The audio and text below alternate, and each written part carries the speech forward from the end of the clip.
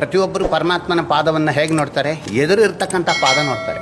ಈ ಪರಮಾತ್ಮನ ಅಡಿ ಭಾಗ ಇದೆಯಲ್ಲ, ಅದು ಹೇಗಿದೆ ಅಂತ ಯಾರಿಗೆ ಗೊತ್ತಾ? ರಾಯರ ಬೃಂದಾವನ ಅಂದರೆ ಏನು ಅನ್ನೋದನ್ನು ಇಲ್ಲಿ ನಾವು ವಿವರಿಸಿದ್ದೀವಿ. ಸೊ ನಾನೀಗ ಮಂತ್ರಾಲಯದ ಮಠದ ಪಕ್ಕದಲ್ಲಿರುವ ಮಂತ್ರಾಲಯದ ಮ್ಯೂಸಿಯಂಗೆ ಹೋಗ್ತಾ ಇದ್ದೇನೆ.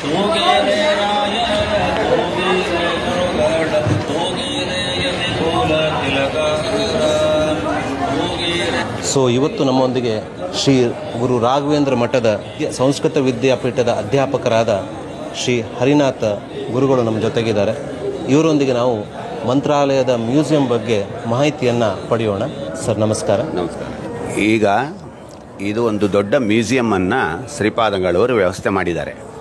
ಮ್ಯೂಸಿಯಂ ಯಾಕೆ ಬೇಕಾಯಿತು, ಅವಶ್ಯಕತೆ ಏನಿತ್ತು ಅಂತಂತಂದರೆ, ಶ್ರೀಪಾದಂಗಳು ಅಂದರೆ ಯಾರು ಸರ್? ಶ್ರೀಪಾದ ಈಗ ಪ್ರಸ್ತುತ ಪೀಠಾಧಿಪತಿಗಳಾಗಿರ್ತಕ್ಕ ಸುಬುಧೇಂದ್ರ ತೀರ್ಥ ಶ್ರೀಪಾದಂಗಳವರೇ 2 ವರ್ಷದ ಕೆಳಗೆ ಇದನ್ನು ಒಂದು ಟೀಮ್ ಅನ್ನೋದನ್ನು ತಯಾರು ಮಾಡಿ ಹರಿದಾಸ ಸಾಹಿತ್ಯಕ್ಕೆ ಸಂಬಂಧಪಟ್ಟಂತಹ ವಿಶೇಷ ಅಧ್ಯಯನವನ್ನು ಮಾಡಿರ್ತಕ್ಕಂತಹ ಶ್ರೀಯುತ ಅಪ್ಪಣ್ಣಾಚಾರ್ಯರು ಅನ್ನತಕ್ಕಂಥವರು, ಅವರು ನಮ್ಮ ಮಂತ್ರಾಲಯದ ಗುರುಸಾರ್ವಭೌಮ ದಾಸ ಸಾಹಿತ್ಯ ಪ್ರಾಜೆಕ್ಟ್ ಅಧ್ಯಕ್ಷರವರು.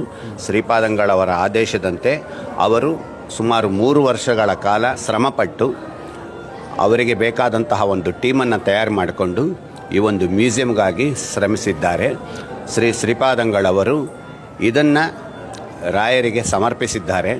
ಇಲ್ಲಿ ಏನು ಅಂತಂದರೆ, ಮನುಷ್ಯ ಹೇಗೆ ಬದುಕಬೇಕು, ಮನುಷ್ಯ ಬದುಕುವಾಗ ಯಾವ ರೀತಿ ನಡ್ಕೊಳ್ಬೇಕು ಅನ್ನತಕ್ಕಂಥದ್ದನ್ನು ಈ ಮ್ಯೂಸಿಯಮಲ್ಲಿ ನಾವು ತಿಳ್ಕೊತೇವೆ.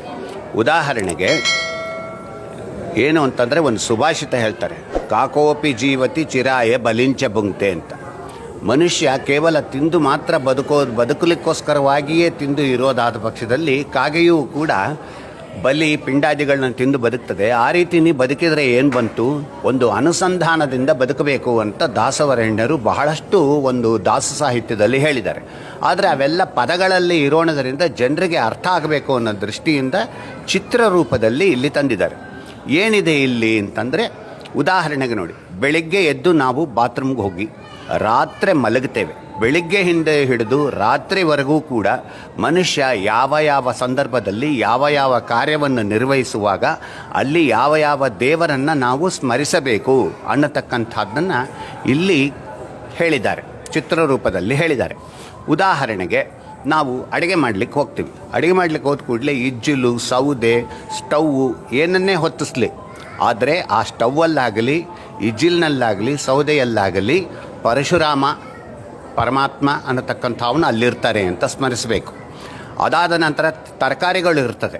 ತರಕಾರಿಗಳು ಚೌಳಿಕಾಯಿ, ಆಮೇಲೆ ಬೀನ್ಸ್ಗು ಇತ್ಯಾದಿಗಳು. ಅದರಲ್ಲಿ ಏನು ಅಂತಂತಂದರೆ, ಅದರಲ್ಲಿ ಚಂದ್ರನು ಅದರಲ್ಲಿ ಇರ್ತಾನೆ ಅಂತ ಇದರಲ್ಲಿ ಹೇಳಿದ್ದಾರೆ. ಈಗ ಸೊಪ್ಪುಗಳೆಲ್ಲ ಇರ್ತದೆ, ಅದರಲ್ಲಿ ಮಿತ್ರನಾಮಕನಾದಂತಹ ಸೂರ್ಯ ಇರ್ತಾನೆ ಅಂತ ಹೇಳಿದ್ದಾರೆ. ಈಗ ಹೋಳಿಗೆ, ಕಡುಬು ಇತ್ಯಾದಿ ಭಕ್ಷ್ಯಗಳನ್ನು ನಾವು ಪರಮಾತ್ಮನಿಗೆ ನೈವೇದ್ಯ ಮಾಡ್ತೀವಿ.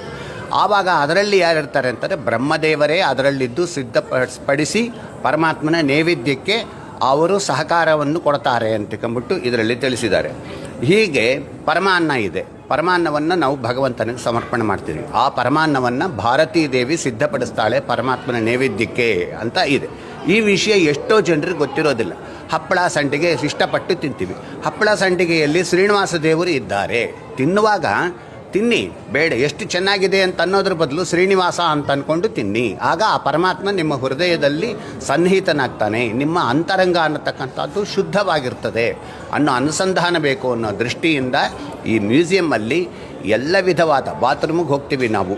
ಶೌಚಾಲಯದಲ್ಲೂ ಕೂಡ ಮೈಲಿಗೆ ಅಸಹ್ಯ ಅಂತ ಅನ್ಕೋತಾರೆ. ಇಲ್ಲ, ಶೌಚಾಲಯದಲ್ಲೂ ಬ್ರಷ್ ಮಾಡುವಾಗ ಆಗಲಿ, ಮಲಮೂತ್ರ ವಿಸರ್ಜನೆ ಮಾಡುವಾಗ ಯಾವ ದೇವರನ್ನು ಸ್ಮರಿಸಬೇಕು ಅನ್ನತಕ್ಕಂಥದ್ದು ಪ್ರತಿಯೊಂದನ್ನು ಕೂಡ ಇಲ್ಲಿ ಚಿತ್ರ ಸಮೇತವಾಗಿ ವಿವರಿಸಿದ್ದಾರೆ. ಇದಿಷ್ಟು ಒಂದಾದರೆ ಪರಮಾತ್ಮನ ಪಾದ. ಈಗ ಪ್ರತಿಯೊಬ್ಬರು ಪರಮಾತ್ಮನ ಪಾದವನ್ನು ಹೇಗೆ ನೋಡ್ತಾರೆ? ಎದುರು ಇರ್ತಕ್ಕಂಥ ಪಾದ ನೋಡ್ತಾರೆ. ಈ ಪರಮಾತ್ಮನ ಅಡಿ ಭಾಗ ಇದೆಯಲ್ಲ, ಅದು ಹೇಗಿದೆ ಅಂತ ಯಾರಿಗೆ ಗೊತ್ತಿಲ್ಲ. ಆದರೆ ಪರಮಾತ್ಮನ ಪಾದದ ತಳಭಾಗದಲ್ಲಿಯೂ ಕೂಡ ಸೂರ್ಯ, ಚಂದ್ರ ಮೊದಲಾದಂತಹ ಒಂದು ಚಿಹ್ನೆಗಳು ಅನ್ನತಕ್ಕಂಥದ್ದಿದೆ. ಆ ವಿಷ್ಣು ಪಾದ ಹೇಗಿದೆ ಅನ್ನೋದನ್ನು ಸಚಿತ್ರವಾಗಿ ಇಲ್ಲಿ ವಿವರಿಸಿದ್ದಾರೆ. ಚಕ್ರಾಬ್ಜ ಮಂಡಲ ಅಂತಂತಾರೆ, ವೈಕುಂಠ ಲೋಕ ಅಂತಾರೆ. ವೈಕುಂಠ ಲೋಕ ಅಂದರೆ ಹೇಗಿರುತ್ತೆ, ಯಾವ ಯಾವ ಸ್ಟೆಪ್ಸು ದಾಟಿದ ನಂತರ, ವಿರಜಾ ನದಿ ಇವೆಲ್ಲ ದಾಟಿದ ನಂತರ ವೈಕುಂಠ ಲೋಕಕ್ಕೆ ಹೋಗೋದು ಹೇಗೆ, ಅಲ್ಲಿ ಯಾರಿರ್ತಾರೆ, ಏನು ಅದರ ಸ್ವರೂಪ ಏನು ಅನ್ನತಕ್ಕಂಥ ಸಚಿತ್ರವಾಗಿ ಇಲ್ಲಿ ವಿವರಿಸಿದ್ದಾರೆ. ಆಮೇಲೆ ನಮ್ಮ ಅನೇಕ ಯತಿಗಳು ದಾಸವರೆಣ್ಯರು ಅವರು ಉಪಯೋಗಿಸಿದಂತಹ ಪದಾರ್ಥಗಳು ಏನಿದ್ದಾವೆ, ವಸ್ತುಗಳೇನಿದ್ದಾವೆ, ಅದರ ಎಲ್ಲದರ ಚಿತ್ರಗಳು ಕೂಡ ಇದೆ. ಉದಾಹರಣೆಗೆ ವಾದರಾಜರು ಆಶ್ರಮ ತಗೊಂಡ ನಂತರ ಅವರ ತಾಯಿಗೆ ದುಃಖವಾಗ್ತದೆ. ನಿನ್ನನ್ನು ಬಿಟ್ಟು ಹೇಗೆ ಇರೋದು ಅಂತ ವಾದರಾಜರನ್ನ ತಾಯಿ ಕೇಳಿದಾಗ ಅವರು ಒಂದು ಮೂರ್ತಿಯನ್ನು ಮಾಡಿ ತಾಯಿ ಕೊಡ್ತಾರೆ. ಇದನ್ನು ನೋಡಿದಾಗೆಲ್ಲ ನಿನಗೆ ಮಗನನ್ನು ನೋಡಿದಂತಹ ಸಂತೃಪ್ತಿ ಸಿಗುತ್ತೆ, ಈ ವಿಗ್ರಹವನ್ನು ಇಟ್ಟುಕೊಂಡು. ಅದು ಜನರು ಎಷ್ಟು ನೋಡಿ ಗೊತ್ತಾಗೋದಿಲ್ಲ ಎಲ್ಲಿದೆ ಅಂತ. ಆ ಚಿತ್ರವನ್ನು ಇಲ್ಲಿಟ್ಟಿದ್ವಿ. ಹೀಗೆ ಯಾವ ಹರಿದಾಸರು ಏನೇನು ಪದಾರ್ಥಗಳನ್ನು ವಸ್ತುಗಳನ್ನು ಉಪಯೋಗಿಸಿದ್ರು ಅದೆಲ್ಲದರ ಚಿತ್ರಗಳು, ಅವರು ವಾಸ ಮಾಡಿದಂಥದ್ದು, ಅವರು ಪೂಜೆ ಮಾಡಿದ ವಿಗ್ರಹಗಳು, ಅವರಿದ್ದಂಥ ವಸತಿ ಗೃಹಗಳು, ಎಲ್ಲದರ ಚಿತ್ರಗಳಿಲ್ಲಿದೆ.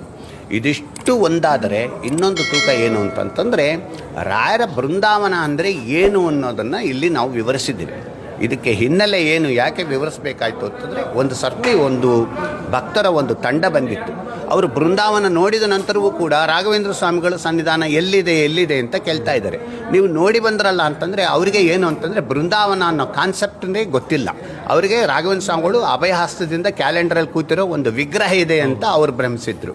ಹಾಗಾಗಿ ಅವರಿಗೆ ನಾವು ಎಲ್ಲ ವಿವರಣೆ ಕೊಟ್ಟ ನಂತರ ಅವರಿಗೆ ಸಂತೃಪ್ತಿ ಆಯಿತು. ಆಗ ಸುಬುಧೇಂದ್ರ ತೀರ್ಥ ಶ್ರೀಪಾದಂಗಳವರಿಗೆ ಇದರ ಬಗ್ಗೆ ಒಂದು ಸಚಿತ್ರವಾದ ವಿವರಣೆಯನ್ನು ಭಕ್ತರಿಗೆ ಕೊಡಬೇಕು ಅಂತ ಅವರ ಆದೇಶದಂತೆ ಇಲ್ಲಿ ಒಂದು ಬೃಂದಾವನದ ಒಂದು ವಿಗ್ರಹವನ್ನು ಕೂಡ ಮಾದರಿಯನ್ನು ಮಾಡಿದ್ದಾರೆ.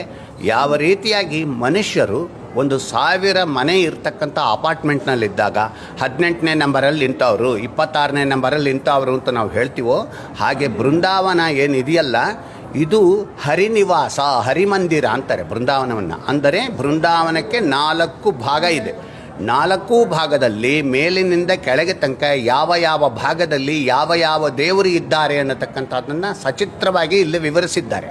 ಹಾಗಾದಾಗ ಬೃಂದಾವನದಲ್ಲಿ ಯಾವ ದೇವರು ಯಾವ ಭಾಗದಲ್ಲಿದ್ದಾರೆ ಅಂತಕೊಂಬಿಟ್ಟು ಹೇಳಿದ್ರಿಂದ ಬೃಂದಾವನದ ಎದುರಿಗೆ ನಿಂತಾಗ ನಾವು ಆ ದೇವರನ್ನೆಲ್ಲರನ್ನೂ ಕೂಡ ನಾವು ಸ್ಮರಿಸ್ಕೋಬೋದು. ಬೃಂದಾವನ ಅಂದರೆ ಕೇವಲ ರಾಯರು ಇರ್ತಕ್ಕಂಥ ಒಂದು ಸ್ಥಳ ಅಷ್ಟೇ ಅಲ್ಲ. ರಾಯರ ಆ ಬೃಂದಾವನದಲ್ಲಿ ಯಾವ ಜಾಗದಲ್ಲಿ ಯಾವ ದೇವರಿದ್ದಾರೆ ಅಂತ ಅನ್ನೋದನ್ನು ಕೂಡ ಇಲ್ಲಿ ವಿವರಿಸಿದ್ದಾರೆ. ಇದನ್ನು ನೋಡಿದ ನಂತರ ಏನಾಗುತ್ತೆ, ಜನರಿಗೆ ಒಳಗೆ ಬಂದ ನಂತರ ಹೊರಗೆ ಹೋಗುವಾಗ ಒಂದು ಸಂಸ್ಕಾರ ಅಂತ ಅನ್ನೋದನ್ನು ಅವರು ಪಡೆದಿರ್ತಾರೆ. 4 ಜನರಿಗೆ ರಾಯರ ಬೃಂದಾವನ ಅಂದರೆ ಏನು, ದೇವತೆಗಳು ಅಂದರೆ ಏನು, ನಾವು ತಿಂತಕ್ಕಂಥ ಪದಾರ್ಥಗಳಲ್ಲಿ ಯಾವ ದೇವರು ಇದ್ದಾರೆ ಅನ್ನತಕ್ಕಂಥದ್ರ ಎಲ್ಲ ಒಂದು ಜ್ಞಾನ ಅನ್ನತಕ್ಕಂಥದ್ದು ಜನರಿಗಾಗುತ್ತೆ. ಸದ್ಯಕ್ಕೆ ನಮ್ಮ ಹಿಂದೂ ಧರ್ಮದಲ್ಲಿ ಇಷ್ಟಾದರೂ ತಿಳ್ಕೊಂಡ್ರೆ ಸಾಕು ಅನ್ನತಕ್ಕಂತಹ ಒಂದು ಧ್ಯೇಯದಿಂದ ಪೂಜ್ಯ ಶ್ರೀಪಾದಂಗಳವರು ಈ ಬೃಹತ್ ಮ್ಯೂಸಿಯಮನ್ನು ವ್ಯವಸ್ಥೆ ಮಾಡಿದ್ದಾರೆ. ಇದನ್ನು ನೋಡೋಣದ್ರಿಂದ ಬಹಳಷ್ಟು ನಿಮಗೆ ಸಾತ್ವಿಕ ಜ್ಞಾನ ಅನ್ನತಕ್ಕಂಥದ್ದು ಉಂಟಾಗುತ್ತೆ. ಆದರೆ ಇಲ್ಲಿರ್ತಕ್ಕಂತಹ ವಿವರಣೆ ಎಷ್ಟಿದೆ ಅಂತಂದರೆ ನೀವು ಬೇಕಾದರೆ 3 ಗಂಟೆ ನೋಡ್ಬೋದು, 3 ದಿವಸ ನೋಡ್ಬೋದು, 1 ವಾರ ಕೂಡ ನೋಡುವಷ್ಟು ವಿಷಯ ಇಲ್ಲಿದೆ. ನಮ್ಮ ಹಿಂದೂ ಸಂಸ್ಕೃತಿಗೆ ಸಂಬಂಧಪಟ್ಟಂತೆ ಮಂತ್ರಾಲಯದಲ್ಲಿ ಇರತಕ್ಕಂತಹ ಈ ಮ್ಯೂಸಿಯಂ ಏನಿದೆ ಇದೊಂದು ಅದ್ಭುತವಾದಂತಹ ಸ್ಥಳ ಎಂಬುದಾಗಿ ನಾವು ಹೇಳ್ಬೋದು. ಈಗ ಮುಂದೆ ಮತ್ತೆ ಮ್ಯೂಸಿಯಮನ್ನು ಡೆವಲಪ್ ಮಾಡ್ತಕ್ಕಂಥದ್ದು ಕರೆಕ್ಟು. ಇಲ್ಲಿ ಇರ್ತಕ್ಕಂಥದ್ದು ಏನಿದೆ ಅಂತಂತಂದರೆ ಹರಿದಾಸ ಸಾಹಿತ್ಯಕ್ಕೆ ಸಂಬಂಧಪಟ್ಟಂತಹ ಭಾಗದ ವಿವರಗಳು ಇಲ್ಲಿದೆ. ಈಗ ನೆಕ್ಸ್ಟು ಶ್ರೀಪಾದಂಗಳವರು ಮಂತ್ರಾಲಯ ಅಂತಂದರೆ ಏನು, ಈ ಮಂತ್ರಾಲಯ ಇಷ್ಟೊಂದು ಪ್ರಸಿದ್ಧ ಯಾಕಾಯಿತು, ಮಂತ್ರಾಲಯದ ಮಹಾತ್ಮೆ ಏನು, ರಾಘವೇಂದ್ರ ಸ್ವಾಮಿಗಳು ಯಾರು, ಎಲ್ಲಿಂದ ಬಂದರು, ಎಲ್ಲಿ ಹುಟ್ಟಿದರು, ಅವರು ಎಷ್ಟು ಅವತಾರ ಮಾಡಿದರು, ಅವರ ವಿವರಣೆ ಏನು, ಈ ಮಠದ ಒಂದು ಇತಿಹಾಸವೇನು ಅನ್ನತಕ್ಕಂಥದ್ದರ ಬಗ್ಗೆ ಈ 4 ವಿಷಯವನ್ನು ಇಟ್ಟುಕೊಂಡು ಬೃಹತ್ ಮ್ಯೂಸಿಯಮನ್ನು ಕೂಡ ಈಗ ಪ್ರಾರಂಭ ಮಾಡಿದ್ದಾರೆ. ಅದು ಕೂಡ ಇನ್ನೊಂದು 1 ವರ್ಷದಲ್ಲೇ ಆ ಮ್ಯೂಸಿಯಂ ಕೂಡ ಓಪನ್ ಆಗುತ್ತೆ. ಅದಾದ ನಂತರ ರಾಘವೇಂದ್ರ ಸ್ವಾಮಿಗಳವರು ಅಂತಂದರೆ ಯಾರು, ಈ ಮಠದ ಇತಿಹಾಸವೇನು, ಆಮೇಲೆ ಮೂಲರಾಮ ದೇವರು ಬ್ರಹ್ಮಕರಾರ್ಚಿತವಾಗಿರ್ತಕ್ಕಂತಹ ಮೂಲರಾಮಚಂದ್ರ ದೇವರು ಈ ರಾಯರ ಮಠದಲ್ಲಿ ವಿರಾಜಮಾನವಾಗಿದ್ದು ಪ್ರತಿನಿತ್ಯ ಶ್ರೀಪಾದಂಗಳವರು ಪೂಜೆ ಮಾಡ್ತಾ ಇದ್ದಾರೆ. ಆ ಮೂಲರಾಮ ದೇವರು ಎಲ್ಲಿಂದ ಬಂದಿದ್ದು, ಗಜಪತಿ ಭಂಡಾರದಿಂದ, ಇದೆಲ್ಲ ಒಂದು ವಿವರವನ್ನು ನಾವು ಸಚಿತ್ರವಾಗಿ ಆ ಮ್ಯೂಸಿಯಂನಲ್ಲಿ ಶ್ರೀಪಾದಂಗಳವರ ಆದೇಶದಂತೆ ವಿವರಿಸಲಿದ್ದೇವೆ. ಅದು ಒಂದು ದೊಡ್ಡ ಮ್ಯೂಸಿಯಂ ಇಷ್ಟರಲ್ಲೇ ಪ್ರಾರಂಭವಾಗುತ್ತೆ 1 ವರ್ಷದಲ್ಲೇ. ಈಗ ನಾವು ಮಂತ್ರಾಲಯದ ಬಗ್ಗೆ ತಿಳ್ಕೊಳ್ಬೇಕಂದ್ರೆ ಬುಕ್ಗಳನ್ನು ಓದ್ಕೊಂಡು ಬರ್ತಾ ಇದ್ದಾರೆ. ಅದು ಕೆಲವು ರೀತಿ ಬರೆದಿದ್ದಾರೆ, ಅದೆಲ್ಲ ಗೊಂದಲ ಇದೆ. ಸೊ ಆ ನಿಟ್ಟಿನಲ್ಲಿ ಮ್ಯೂಸಿಯಂ ಮಾಡಿದ್ರೆ ಭಕ್ತರಿಗೆ ಒಂದು ಸ್ಪಷ್ಟವಾಗಿ ಸಂದೇಶ ಸಿಗ್ತದೆ.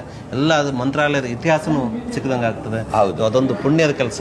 ಅದಕ್ಕೆ ಸಂಬಂಧಪಟ್ಟಂತೆ ಈಗಾಗಲೇ ಸದ್ಯಕ್ಕೆ ಒಂದು ಪುಸ್ತಕವನ್ನು ನೀವು ಬಿಡುಗಡೆ ಮಾಡಬೇಕು ಅಂತಂದಿದ್ದಕ್ಕೆ ಶ್ರೀಪಾದಂಗಳವರ ಆದೇಶದಂತೆ ಮಂತ್ರಾಲಯ ದರ್ಶಿನಿ ಅನ್ನತಕ್ಕಂತಹ ಒಂದು ಪುಸ್ತಕ ಕನ್ನಡ, ತೆಲುಗು, ಆಂಗ್ಲ ಭಾಷೆಗಳಲ್ಲಿ ಈಗ ಮಂತ್ರಾಲಯದ ಬುಕ್ ಸ್ಟಾಲ್ನಲ್ಲಿ ಸಿಗ್ತಾ ಇದೆ.